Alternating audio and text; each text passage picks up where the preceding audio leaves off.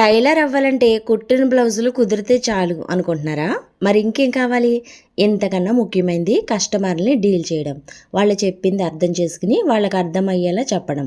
ఎంత పెద్ద టైలర్ అయినా ఎప్పుడో ఒకప్పుడు తప్పుగా కుట్టడం, కట్ చేయడం చేస్తారు. దాన్ని సరిదిద్దే సమయస్ఫూర్తి ఉండాలి. అసలు విషయానికొస్తే ఓపిక ఉండాలి. చెప్పిన సమయానికి కుట్టిచ్చేస్తే కస్టమర్స్ పెరుగుతారు. రేట్ల విషయానికొస్తే తక్కువకు కొడితే మొదటికే మోసం. అలాగని ఎక్కువగా కూడా కొట్టకూడదు. రీజనబుల్‌గా ఉండాలి. మీరు కొత్తగా టైలరింగ్ మొదలు పెడితే ఎత్తైన బోర్డులు కాదు, మౌత్ పబ్లిసిటీ రావాలి.